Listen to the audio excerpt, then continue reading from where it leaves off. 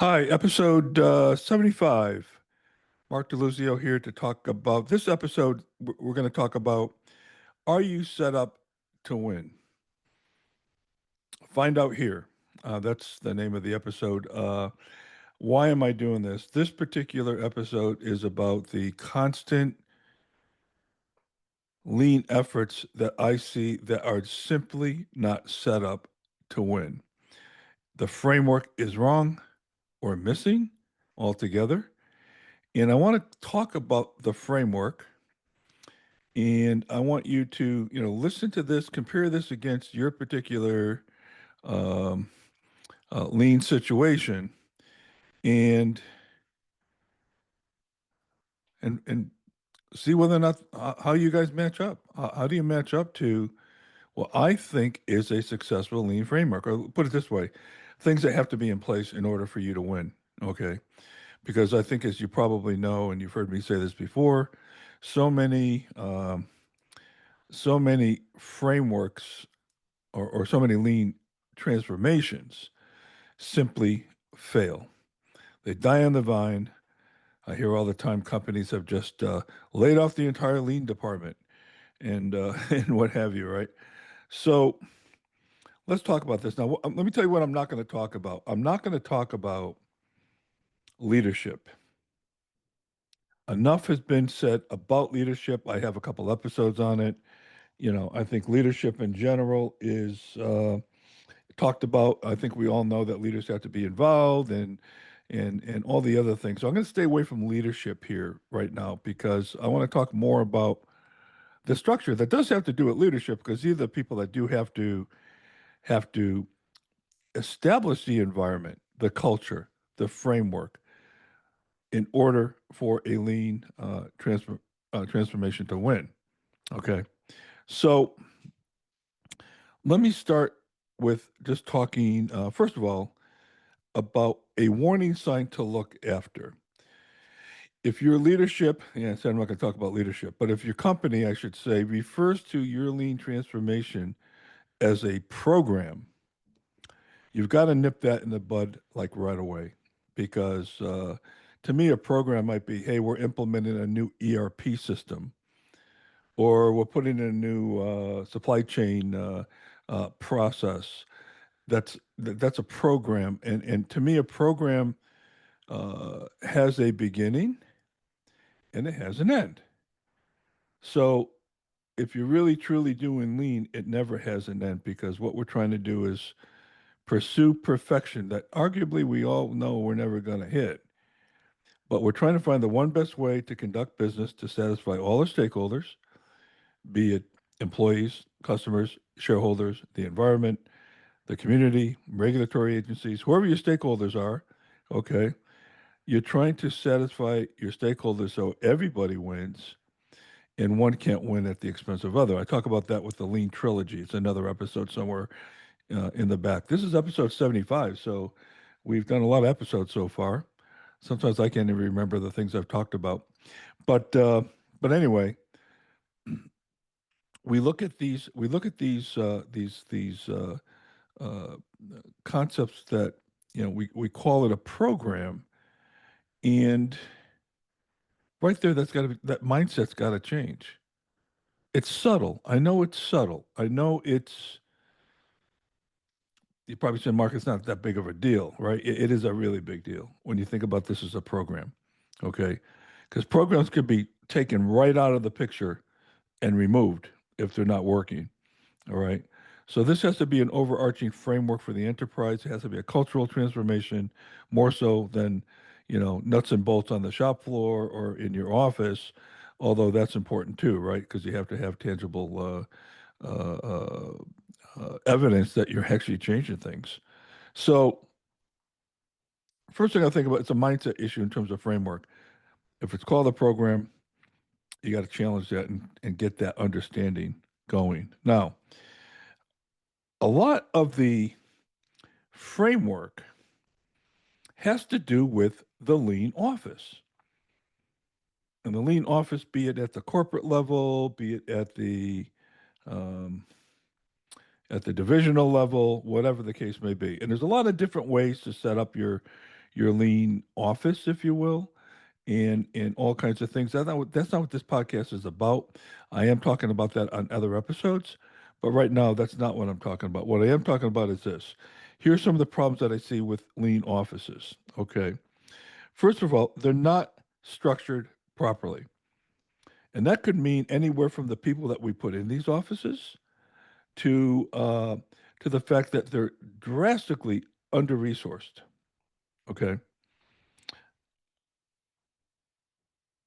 I can't mention the name, but there's a big private equity company that hired somebody with a pretty good lean background, and the leaders of this private equity company put this guy in place.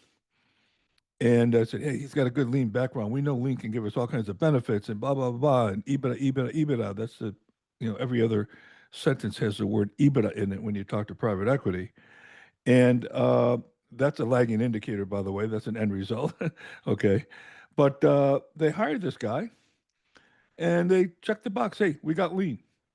We got lean because we hired this guy and he's going to go do lean.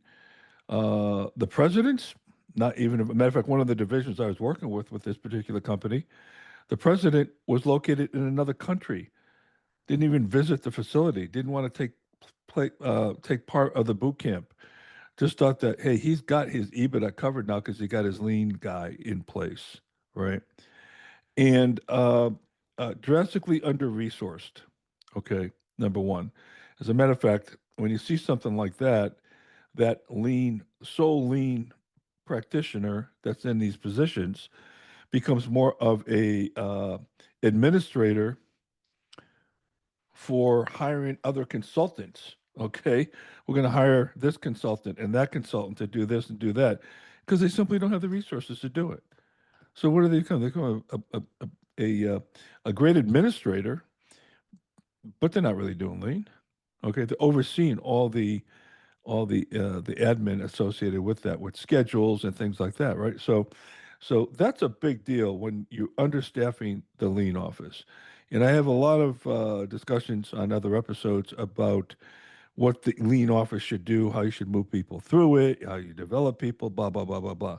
But we'll stop there. Okay, the structure is usually wrong, and usually what's wrong, you got the wrong people in it, and I'm not saying it about this particular individual. Okay, this guy was a pretty good guy, good background, good experience. But it's usually the wrong people in there. Okay, let's put an engineer in there to run a transformation that's whacked in a few kaizens. Sorry, that's not going to work. If the engineer's not a does not is not ensconced with business acumen, they can't talk strategy, can't talk finance, can't understand a basic P and L and balance sheet, doesn't understand market share, doesn't understand the commercial side of the business. Yeah, they may understand how the widget gets technically put together, and that is almost like the last thing you need to know, believe it or not. Okay. It's all about how you get people, how you train them, how you get them to think about problem solving, uh, how the product goes together, and what the specifications are is, believe it or not, not even that important. Okay. I'm not saying it's not that important, but if that's your criteria for picking somebody for a lean office, right there, you're shooting yourself in the foot. Okay. So that's one. Now, are the lean people in your organization at the right level in the organization? Many times you see them down 4 levels in the organization, but you expecting them to move mountains. You expect them to influence people. First of all, the people that are in those roles probably don't have the acumen or the background to influence anybody at a higher level. Secondly, you've got that person so far down in the office, in the organization structure, they're just not set up to win. Okay. And you say to somebody 4 levels down, how come you get this president over in England to do lean? Me? They don't report to me. Okay. My God. How am I supposed to do that? I'm 4 levels down the. He doesn't even know who I am. Okay. So you see that going on a lot. The other thing is that the people we put in these lean offices, we always would give them something else to do besides lean. And that's a kiss of death. If you're in a lean office and you're in charge of your lean, transformation, which you shouldn't be in charge of it, Your CEO should be in charge of it, but I guess I said I wasn't going to talk about leadership. Um, when you combine a staff position and a line position in any lean role, the line position is always going to consume 90%, if not more, of your time. And let me give you a real example. At one of our companies in Danaher, we had somebody who was in charge of this big lean for a very big factory of ours, very strategic factory. And she was the head of DBS, the Danaher Business System, for that facility. But she also was the quality manager and director and the engineering director. Guess what? She hardly ever worked on DBS. She was firefighting the projects of the day, the fire of the day, consumed all of her time, and she never was able to work on building something. She kept working, she worked on working in the business, not on the business. Okay. So I am adamant that any person in a lean role should not have another role. Hey, I'm going to run purchasing and I'm also going to do lean. Dumb. It's dumb. And I've never seen it work because the line role is always going to consume the staff role, the lean role. Okay. Let's not remember what staff is all about. Go back to the Bible. Staff is that stick that the shepherds leaned on to give them support. Okay. So staff is a support position. It's an enabling position. But once you combine that with a line role, be it engineering, purchasing, anything else for that matter, finance, it doesn't matter. It's going to suck you in and you will not be successful. Okay. So think about that. That's a big failure point I see in the framework of how you set this up. Okay. Next, the lean office. They're in charge of doing projects. So they're going to go lead the project over in the Kansas City facility to get the lead time down. Or they're going to go over to Singapore and work on their quality. They got a big quality problem. I don't have a problem working on initiatives like that. But the primary goal of working on these initiatives should be to develop other people, period. The lean office, I don't care at what level, should be to develop capabilities within the organization, primarily problem solving capabilities. Oh, yeah, all the other lean tools too, right? But we want to that's how you have to spread this out with your organization. If you're only relying on one person to do all the work and have all the lean knowledge, you're going to fail. All right. And if their whole sole job is to go in and get and put, like some people I've heard say, put points on the board, that's a kiss of death. In the almost 10 years I worked for George Sherman, our CEO of Danaher, God rest his soul, he was phenomenal. And also with Larry Culp, who I worked with for 10 years and for a year. Um, they never asked me once, how much money did the DBS office save? What kind of points on the board did we put up? They never asked me that once because they knew that the responsibility for results was resting with the operating units, not with the DBS office. Okay. So that's a really important thing. So if your leadership is asking you for, give me a scorecard, show me how you justified your position. That question drives me nuts because nobody else in the company gets asked that. And I recommend to those who get approached by chief financial officers where they come in and say, "Well, show me how you justified your office, your lean office." My response would be, and I'm an ex-CFO, by the way, so well, look, I'm not really sure how to do that. I'm sure you have a template or some kind of process to calculate that. Why don't you show me how you justified your financial analysts and your accountants and your FP&A people and all that? Why don't you show me how you justified them? And then maybe I could take that model and apply it to my part of the universe. Okay. It's nuts. It's nuts. And so combining the position with a line position and also continue asking you for ROI results, return on investment results is an indication that somebody's not buying into what you're doing. They're not buying into lean. They're not buying into the philosophy. They don't understand. Okay, and that's a red flag. And I know it's easier said than done, right?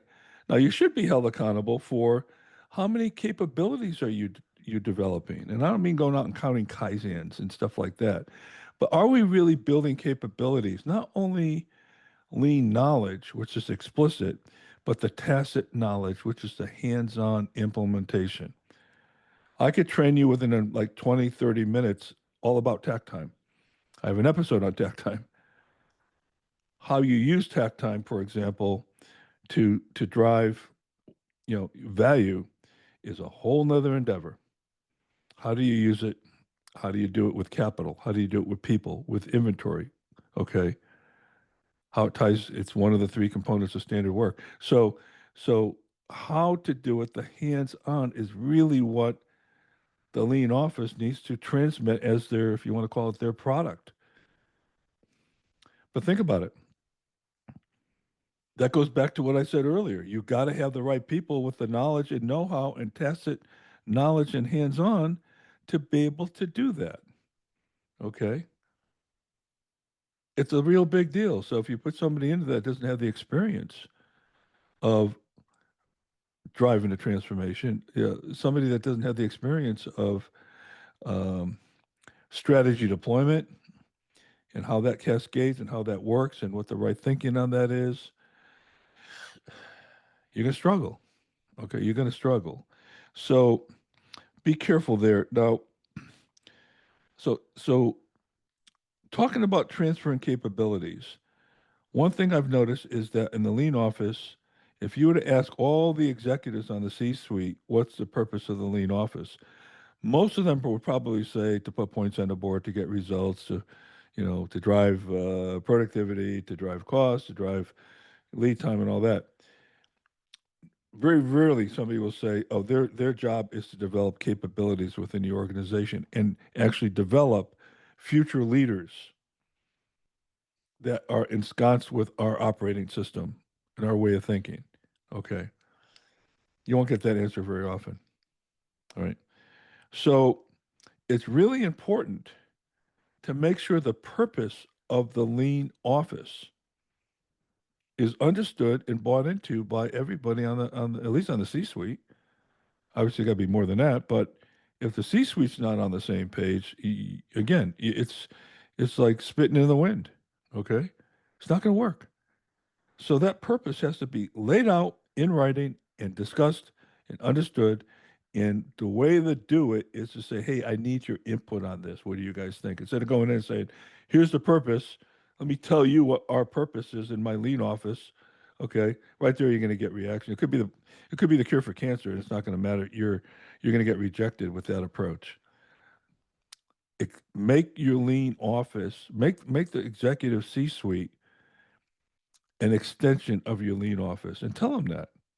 I want you to be an extension. I want you to be my thought partners in this. That's how you get buy-in. Okay. All right. I have a whole episode, and I'm not going to go through this in detail, but when this lean office usually doesn't know what to do, so what they do is they do audits. Most of the time, when I see lean offices that go out and do all these factory audits or business audits or whatever the hell they are, okay, it's an indication that the people in that office don't know what to do and they're inexperienced. Audits are a kiss of death. Lean audits are a kiss of death. And most of them are based on how you're doing on tools. Okay. I gave the example. I had a house built and they were experts at saws and hammers and all the other tools that go into building a house. A plus all the way across. But my roof and basement leaked. Okay. So great, I was great at the tools, except for the fact that I didn't figure out how to really solve problems with those tools, right? I was able to execute those tools fine, but my house had all kinds of problems, electrical, water, all kinds of things. Okay, so I talk in depth. That's episode 48, by the way. If you want to go listen to that one, stay away from these damn lean audits. They're a waste of time. Okay. And I'd rather have you working on teaching people how to solve problems than lead audits. But I have a whole episode on this, so go listen to it. It's another kiss of death in terms of a framework of setting up the lean office. Okay, now let's move away from the lean office. I could say more about that, but I won't right now. I'll give you enough. The other one is, are we set up to win from a problem solving framework? Of all the years I'm going on 4 decades now, and let's see, and next year will be 4 decades of me doing lean full time. Okay. And I've been on 6 continents, over 50 countries. I've seen so many different industries, and everything starts looking the same after a while because you see the same patterns all the way through. So that's what I'm talking about here, is the patterns that I see. And one of them I see is that you'll get everybody in the company, especially at the C-suite, agreeing that, yeah, we need to solve problems at the lowest possible level in the organization, and we need to engage and empower our people. And so you talk about it, you put up a few posters, you may make a couple presentations, but that's all you do.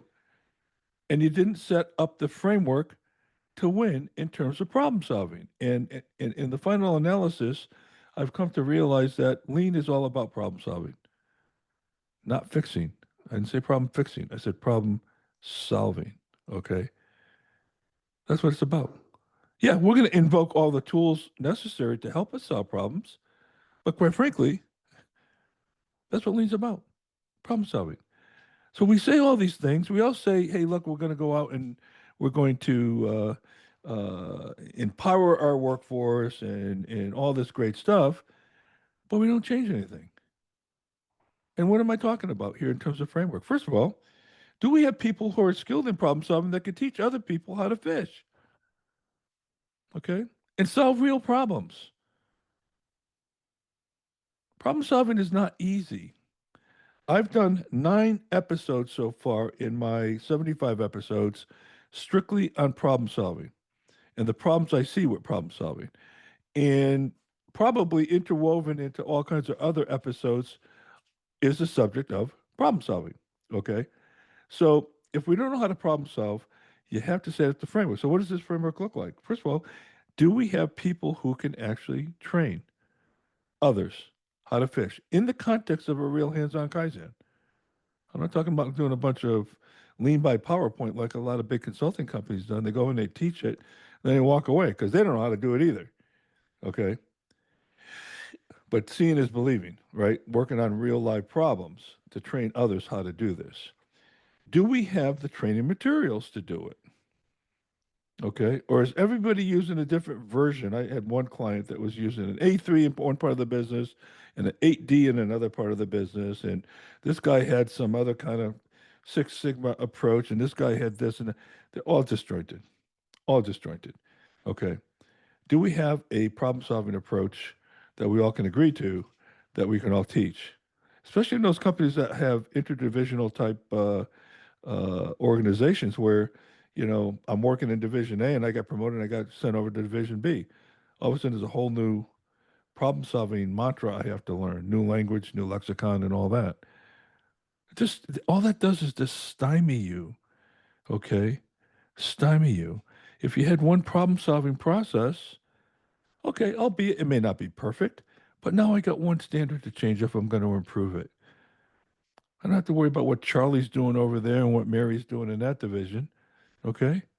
So, do we have the training materials and the approach to problem solving? Are we affording people the time to do problem solving? There's one big defense contractor in one of their divisions. They said, yeah, we're going to give our people between 1 and 3 on Wednesday afternoon to do Kaizen. That was their commitment to time. Why? Because they're so backed up with past due products, mostly due to design quality. And there was an incredible amount of rework. They were past due with their orders. They were losing customers. Okay. That it's almost like, well, we don't have time to improve. So we're going to give them between 1 and 2, 1 and 3 on Wednesday afternoon to do Kaizen. Well, good luck with that. Okay. Good luck with that. And um, I guess that gives you the illusion of doing lean. So you can say you're doing it, right? The same company that thought, their cost of poor quality was less than 2% of revenue. Yeah, right. It was probably more like 30% of revenue, right? If you really understood what the cost of poor quality was. Um, so are we allowing time and are we giving them the resources, whether it be, the trainers, the facilitators, teaching the scientific method, um, the the engineering, tool room, maintenance, IT, are we giving them the resources that are needed to enact change? This whole notion that, yeah, our operators are going to solve all our problems. No, they're not.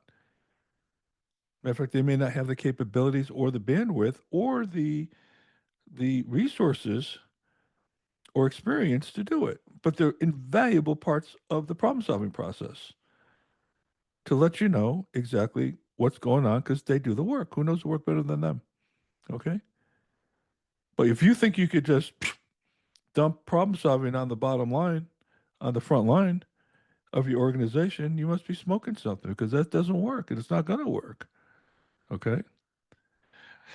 So training, time, resources. I'll tell you a couple stories. One story I told you about this defense contractor. Um, you know, between 1 and 3 on Wednesday, and these leaders actually thought that was going to work. And the funny thing about this particular company is that they end up laying off most of their lean staff, saying they're not being effective. But they got to keep their jobs. There I go. I'm talking about leadership again, aren't I? Okay, I do have a episode on that. I think it's called "Destructive Lean Leadership," somewhere way back in the annals of this podcast. So you can go check that one out. Okay, but they get to keep their jobs just to do the same thing over and over again. Okay, so uh, but let me tell you a personal story about Hino Motors. Hino Motors is the big truck builder in Japan for Toyota, and I was running the operations at Jake Brake and supplying brakes to Hino Motors. Okay. And we were a UAW, Jake Brake was a UAW shop in High Cost, Connecticut. Um, and we actually turned that business into one of the more profitable businesses in Danaher. Okay. With a high cost union shop. And at Hino Motors, let's just say at Jake Brake, we instituted a suggestion system. We call it the JIS, the Jacobs Improvement System. And what it was operators could, fill out a little form. They could sign it if they want. They don't have to sign it. Most of them did, and put it in the suggestion box. And then we sort through these suggestions every month, and we come up with the 2 or 3 top suggestions. And we gave them, I think, a certificate of stock, and that was a big deal for them to get a stock certificate rather than a T-shirt. It meant more to them. But anyway, we got some pretty good participation. So as we kicked this thing off, we were tracking 2 suggestions per month per employee. Okay. And we had about 500, hourly people.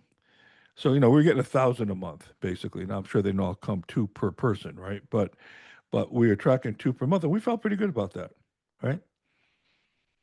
One of my first visits to Hino Motors over in Hino, Japan, um, I'm walking around the factory, and they had a chart on the wall, and I asked what it was, and they said, that's our suggestions per employee. And they were up around 9 and a half suggestions per employee. And I was blown away. I said, oh my God. I mean, we're at 2 and we think we're good, right? They're at 9. And so what happened was, um, as I got talking more and have them translate the chart because it was in, kanji characters, um, I learned that it wasn't just suggestions, it was implemented suggestions. They were tracking 9 implemented suggestions per month. And I asked them how they did that.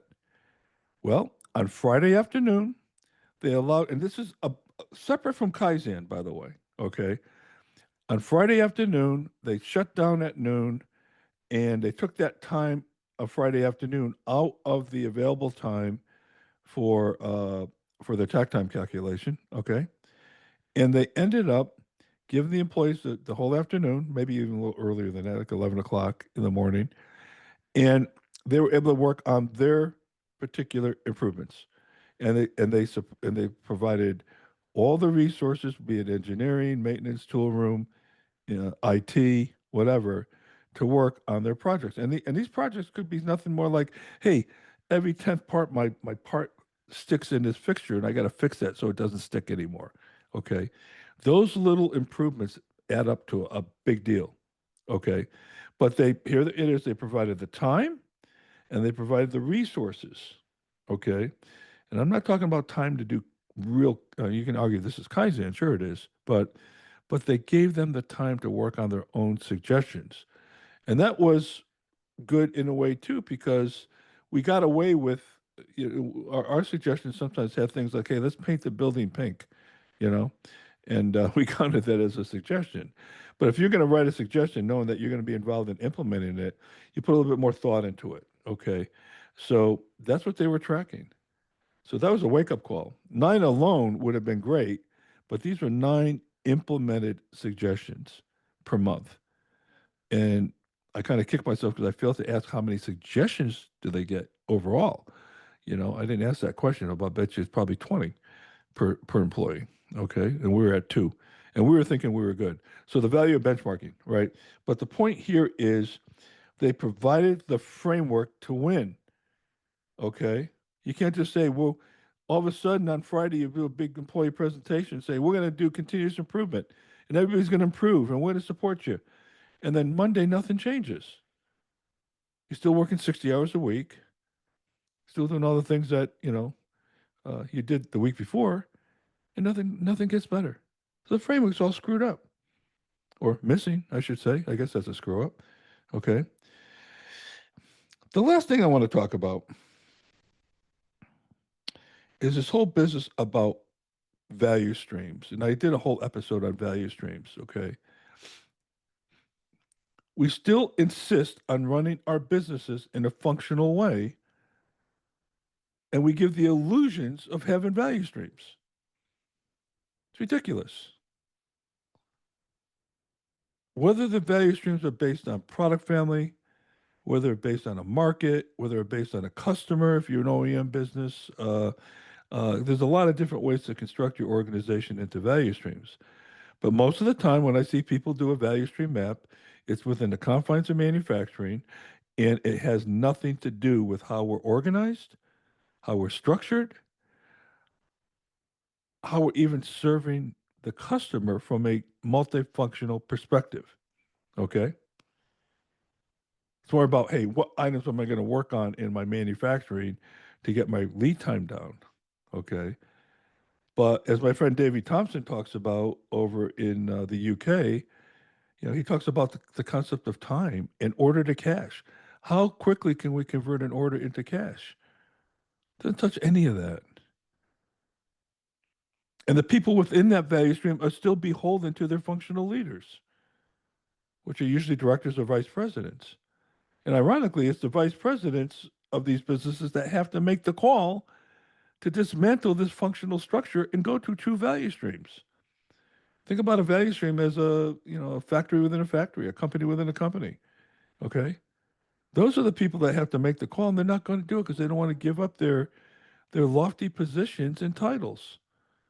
Okay, but that's an illusion that you're doing lean, an illusion that you're doing value streams.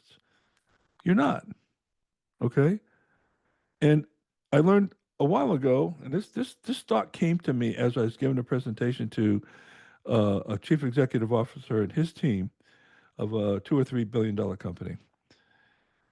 And we started talking about functions, and I still hear the thing, "Hey, how come design engineering? How can we get design engineering, and manufacturing engineering to work together?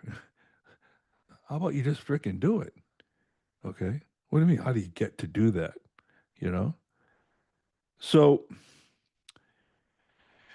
And by the way, I know it's harder than that. Okay, it just the question still amazes me. It amazes me that we're still asking these questions so many years later. Same questions we asked back in the 1980s.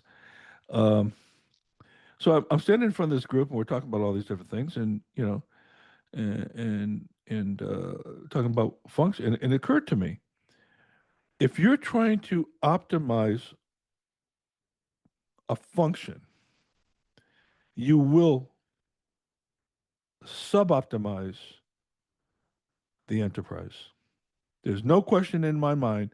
If you with blinders on are trying to optimize your finance group, your IT group, your design engineering group, go down the list, your marketing group, your sales group, okay? And I can give you countless examples of efforts to optimize a function that took the company down. And let me give you one. A particular client of mine, um, it was quarter end, and all the sales guys needed to make their bonuses. So they went out and discounted the hell out of their product, forced the customers to take product early, okay, which violated the just in time principle, by the way, okay. A lot of these things happen to be just violations of fundamental principles. They got their sales bonuses, but operations lost. I mean, operations had to incur all kinds of extra costs, overtime. Okay, I think I got 30% of their orders that particular month in the last 2 days of the month. Wasn't even baked into their sales and operations planning forecast process. They had no visibility and all that. So I said to the CEO and to the head of sales, I said, your sales group won, but your organization lost.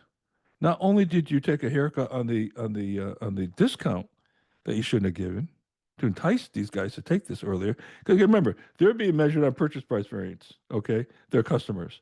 So yeah, sure, yeah. Well, I'm gonna get my bonus padded too if I buy a bulk of stuff, and they're doing all kinds of dysfunctional things there too, right? But but they discount it.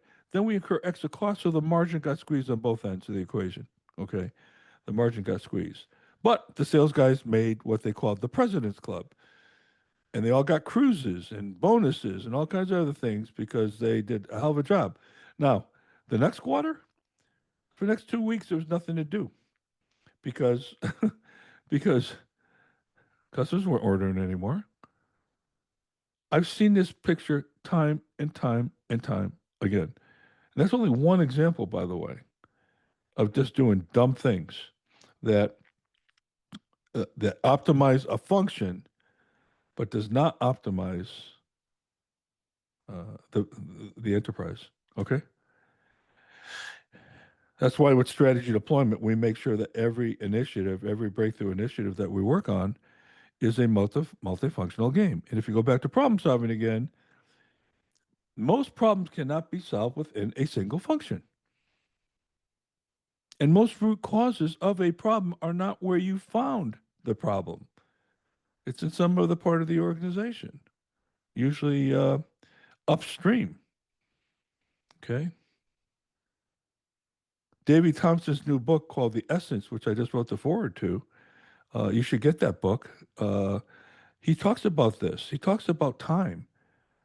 And one of the things you can't get back is time.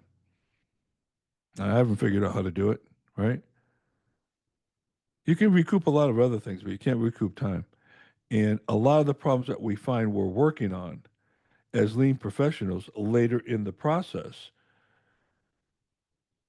are really, the root cause really occurs upstream in, for example, design engineering. Okay. Uh, as an example, where the design back there, our components had a lot of stack up issues. Okay. So it doesn't pass test stand at the end of the line when it gets to manufacturing, right? That kind of thing, right? So normally the problems that we're working on in a lean environment are the results of something that wasn't addressed from a pure lean and process perspective earlier in the process. And you could probably take every function like that, whether it's how we take a sales order and get the right technical specs from a customer that resonated in bad bill of materials, bad engineering, quality problems, that we have to go back and do rework loops. Okay. This whole business about getting it right the first time and passing good product, good designs, good information on to the next person in the process is lost because that's not where we focus. We usually focus on the end of the results, the tail wagging the dog, right? Oh, we had the problem over here, so let's go try to fix that problem without really going back upstream, like Davey Thompson talks about, and and address those issues. And a lot of times, our compensation systems do not entice us to go that far back in the value stream. So this whole business about value streams and functionality, again, it's really tough to work within that environment. So if you're trying to optimize something that sits in a suboptimal framework, you will never be great. You will never be great. When you got large corporations with these functional units that supply chain is making a decision on your tooling that you use in manufacturing because all they're looking at is cost. And now you're subject to go to, I don't know, China for your tooling with subpar quality. But the purchasing guys and the finance guys got their number. Now you got to deal with the crap. You have no input to that. This is true stuff. I see this in big companies all the time. The bigger the company, the worse it seems to be. And I'm going to make my decision on your tooling with blinders on from a procurement perspective because I'm only looking at what my boss measures me on. I'm not responsible for on time delivery of products. I'm not responsible for quality. I'm not responsible for lead time. I'm responsible for getting the lowest cost on tooling. So I'm going to behave accordingly.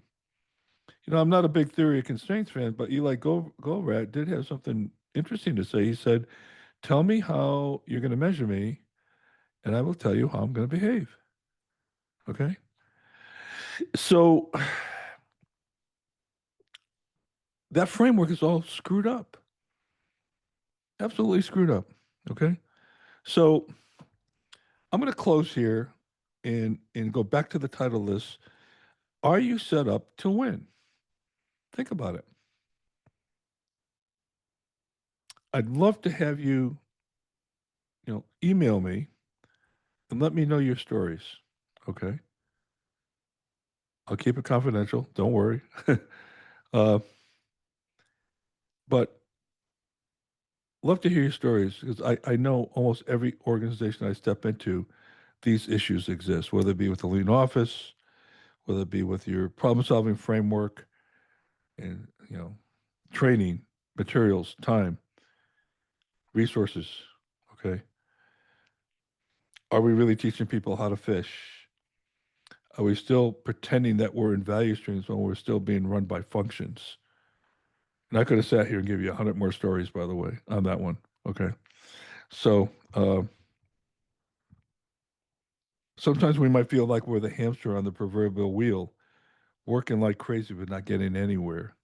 And that's where I see a lot of lean initiatives fail and leaders coming back saying, this stuff doesn't work.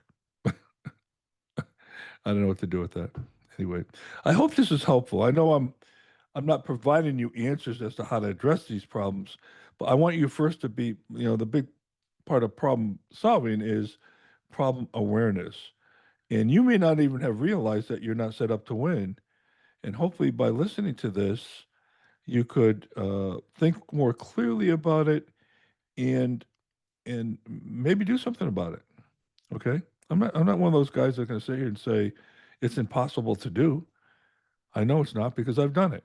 Okay, successfully. All right. So don't listen to the people out there writing books saying that you can't do this.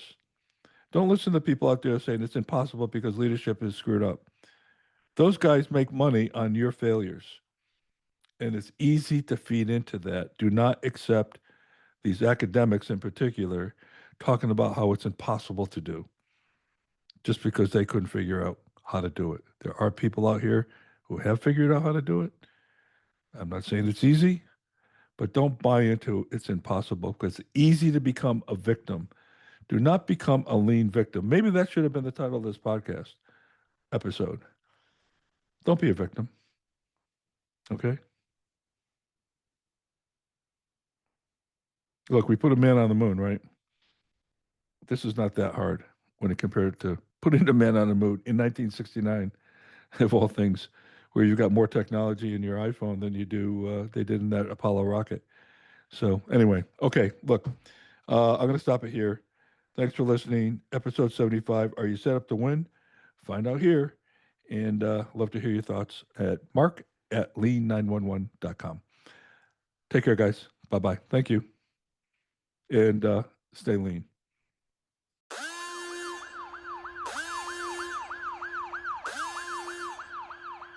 Thanks for listening to the Lean 911 podcast. I'll be happy to address your questions or feedback on future episodes. Email me at mark@lean911.com. You can check out our other episodes by visiting our website at lean911.com, our YouTube channel, wherever you listen to podcasts. This is your host, Mark DeLuzio. Thanks for listening.